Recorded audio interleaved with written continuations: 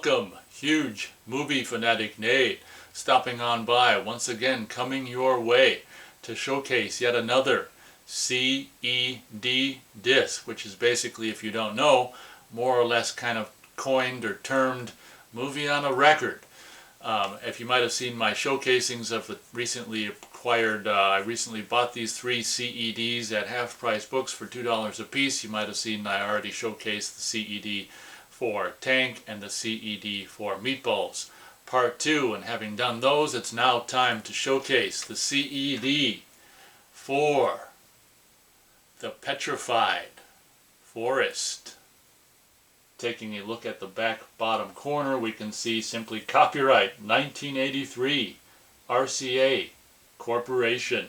As I said in my CED showcasings of Tank and Meatballs Part 2, unlike a Laserdisc, which is basically housed in a more or less vinyl record heavy paper sleeve, CEDs are housed in completely plastic, what Universal calls caddies. So this is considerably heavier than a Laserdisc because it's housed in a frickin' plastic heavy case, more or less, that you just stick into your CED player. It takes out the disc and ejects the plastic sleeve to watch it, and then I guess when you want to put the disc back in, you put the plastic sleeve back in the player. The player is kind enough to put the disc back in the sleeve, and you pull the sleeve out with the disc.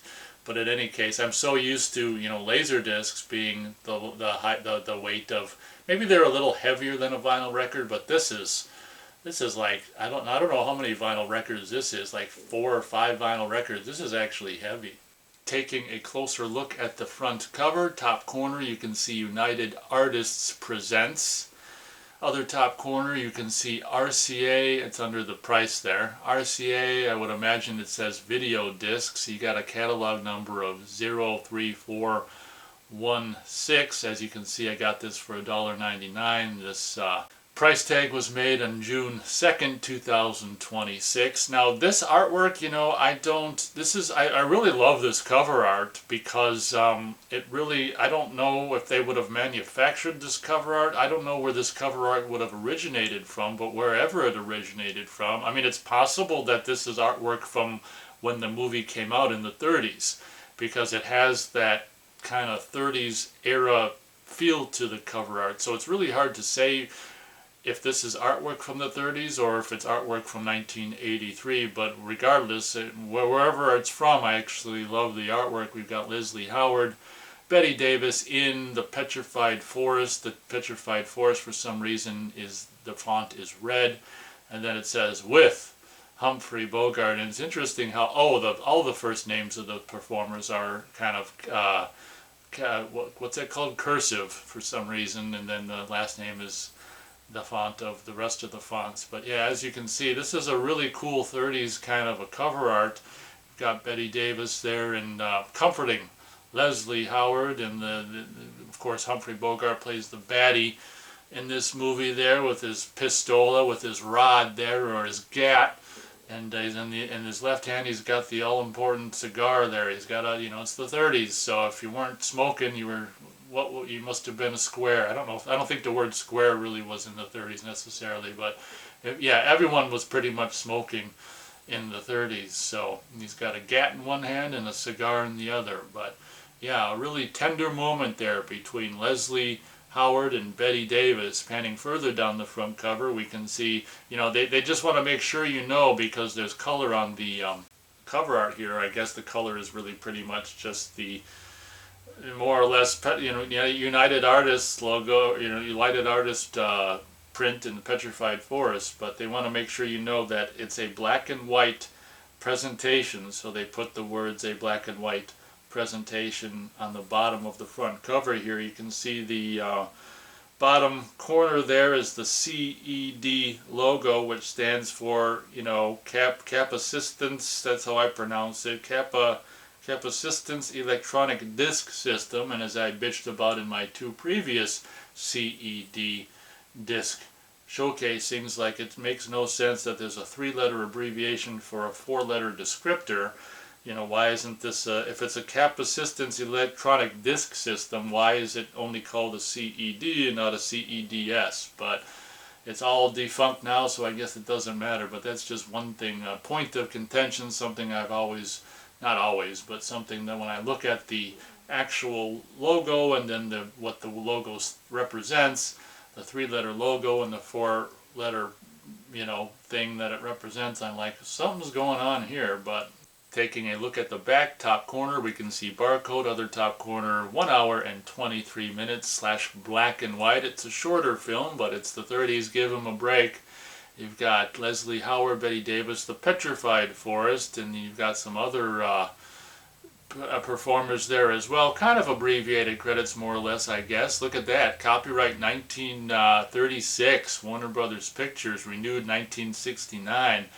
Yeah, it's interesting. Like, you know, normally you know what home video puts something out, and the only descriptor on this whole, well, there's 2 descriptors, I guess. At the bottom, which we've already seen, it says copyright 83 RCA Corporation, but then we already saw the top corner says RCA video disc. So it's like, it's really strange. It's like, I'm assuming that RCA is the company behind the CED creation, you know.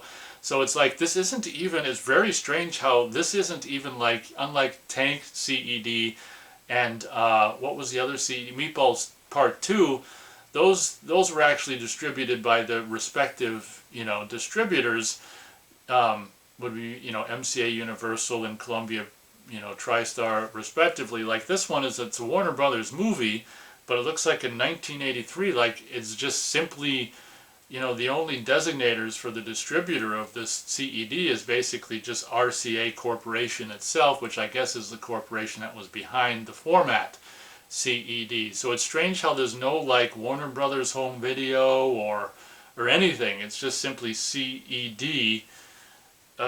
Is just really strange. Continuing to look at the back here, I really love the layout. I mean, this is so worth $2 to me just to like have this. This is just so cool. Look at all. So you've got like a tan background with these black and white pictures. The main picture there with what's going on, and you've got that picture with them and the old guy on the right there, and the scary kind of picture on the there, and then Humphrey Bogart being a bad guy there, and then you've got a really cool little rectangle that's standing on end with the cast there and who plays who. And yeah, the layout of this is really kind of, you know, just like with the front cover, very 1930s. And I gotta say, you know, I guess we can commend RCA Corporation for doing a hell of a layout and kind of keeping with the kind of imagery of the 30s for this release of this 30s movie released in 1983. With his 3-day beard, short cropped hair combed straight back, work shirt open at the neck, moody and unsmiling, his famous sparse dialogue delivered in that familiar lisp, Humphrey Bogart creates the classic model of the snarling, sadistic Hollywood gangster in his first starring role as Duke Mantee in The Petrified Forest. Bogart as the psychopathic killer Mantee and his gang hold a strange collection of misfits hostage in an isolated roadside restaurant at the edge of an Arizona desert. There, little by little, everyone begins to reveal that they have lost all purpose and meaning in their bleak lives. Bogart is a sentimental, wisecracking murderer who has outlived his era. Howard is a doomed neurotic and obsolete poet who ends up at this desert outpost after wandering the face of America in search of a reason to live. There is the smug banker and his bored society wife, a college football hero who's lost in a world where the mind is more important than muscle, an ex-World War I soldier who is unable to adjust to civilian society, and a talkative, miserly old man who is unwilling to help his family. The only character of hope is the waitress, played by Betty Davis, who longs to escape her arid landscape and find love and life in a bigger world.